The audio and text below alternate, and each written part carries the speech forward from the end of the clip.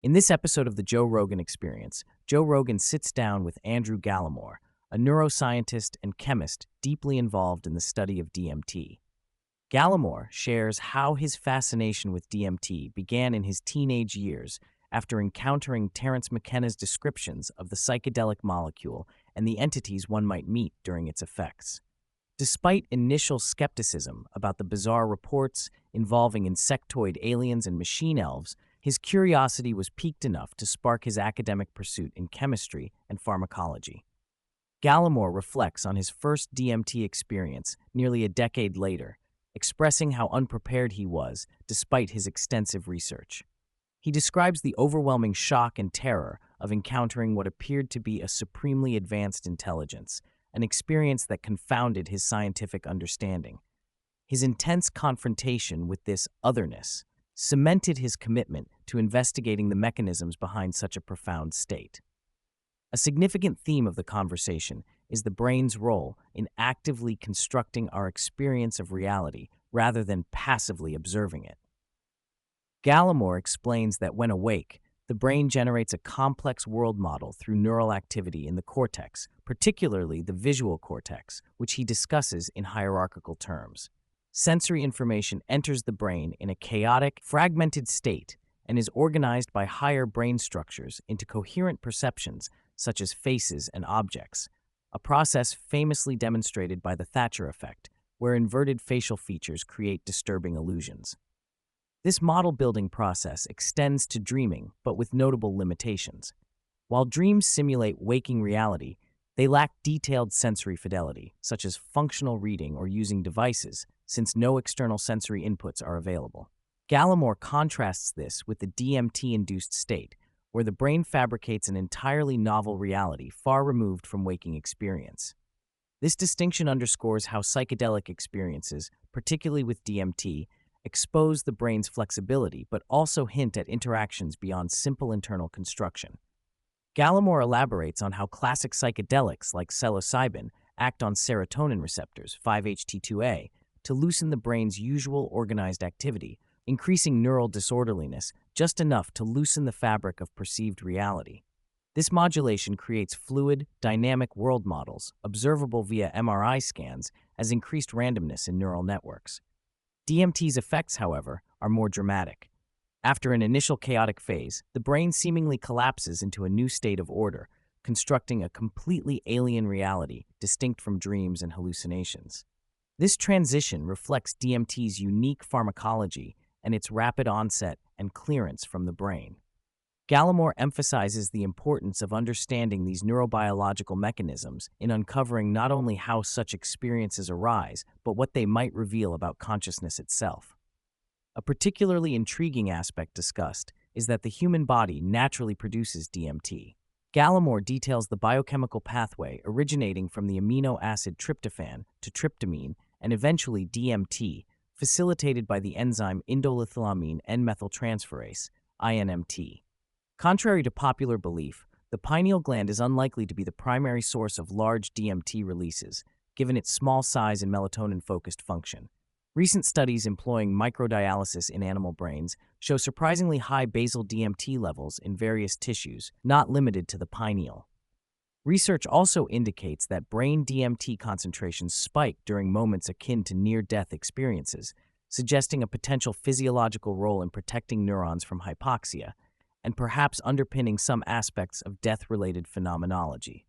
Gallimore discusses expansive philosophical implications surrounding consciousness, positing it as the fundamental substrate of reality, rather than a mere emergent property of brain activity. He entertains panpsychist and idealist views, suggesting that everything, including inanimate objects, might possess some form of consciousness or perspective, albeit vastly different from human experience. Within this framework, the brain acts as a biological radio, tuning into a universal consciousness, explaining phenomena such as psychedelic experiences or reports of communication with plants and nature. This perspective challenges materialist orthodoxy and opens the door toward a richer understanding of reality as a coalescence of multiple conscious perspectives. A hallmark of DMT experiences is the perception of autonomous entities, variously described as machine elves, insectoid beings, or jokers. Gallimore emphasizes that these encounters are not trivial hallucinations, but feel convincing interactions with agendas and intelligence. He recounts anecdotes of individuals engaging in complex communications with these entities, sometimes experiencing resistance or permission-like dynamics during prolonged sessions. These encounters have intriguing parallels with extraterrestrial abduction lore and indigenous shamanic traditions, suggesting a shared phenomenological core. Gallimore hypothesizes that DMT may provide a neurological gateway, enabling interaction with an intelligence or intelligences that operate beyond our conventional reality, a hypothesis resonating with recent scientific and philosophical discourse on altered states. Building upon his scientific background and prior collaborations with Rick Strassman, Gallimore describes the development of DMTX, a technological advancement allowing sustained DMT experiences through intravenous infusion. By maintaining stable DMT plasma levels via a target-controlled infusion system, users can remain immersed in the DMT space for extended periods instead of a brief 15-minute trip.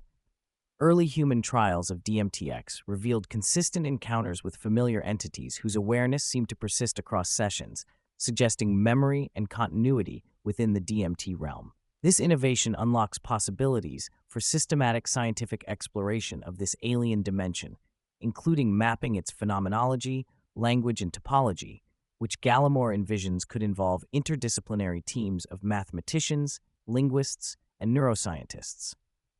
The discussion traces historical and mythological connections between psychedelics and human civilization.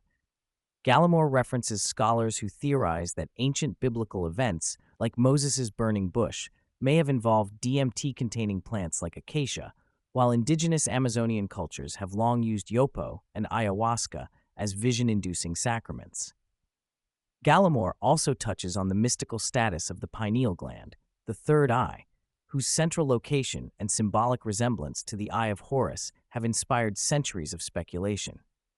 Whether these are metaphors or reflections of ancient empirical knowledge, the episode situates psychedelics as integral to humanity's spiritual and cultural evolution. Shifting focus, Gallimore shares a cosmic perspective framing humanity's current technological phase within the Kardashev scale of civilization development, which measures socio-cultural advancement by energy harnessing capacity. Presently, humanity straddles Type 0, moving toward Type 1 status, representing planetary-scale energy utilization. However, Western astronomer John Barrow's complementary theory argues that advanced civilizations increasingly turn inward, focusing on microscale complexity such as quantum computing and subatomic exploration. Gallimore speculates that post-biological intelligences may have evolved far beyond physical form and now inhabit fundamental levels of reality, possibly accessible through altered brain states like those induced by DMT. Returning to contemporary issues, Gallimore integrates the notion of accelerating technological change with psychedelic insights. He argues that humanity's chaotic trajectory, plagued by political strife, environmental degradation, and social inequality, may be necessary for radical transformation. This edge of chaos theory posits that complex systems, including brains and societies, operate most dynamically at the boundary between order and disorder. In this context, the emergence of artificial general intelligence is presented as a pivotal moment, potentially ushering in post-human or post-biological civilizations that integrate or supersede human biology. Gallimore contemplates the prospect that humans may merely be transitional tools in the progression towards superintelligent digital entities, raising profound questions about agency, survival, and evolution. An unexpected but illuminating segment features Gallimore's reflections on Japanese culture as an antithesis to Western urban dysfunction.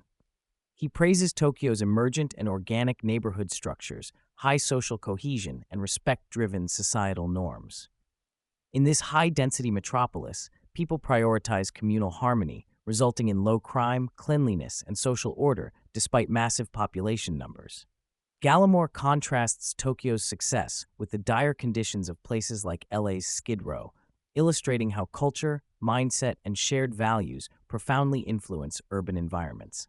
He notes Japanese societal practices, such as nomunication, alcohol-facilitated social bonding, to explain how communication flows across hierarchical boundaries, highlighting the complexity and subtlety of culture in shaping large communities. Wrapping up, Gallimore promotes his book Death by Astonishment, which explores many of these topics in greater depth, emphasizing the necessity of direct experience with DMT to appreciate its true nature.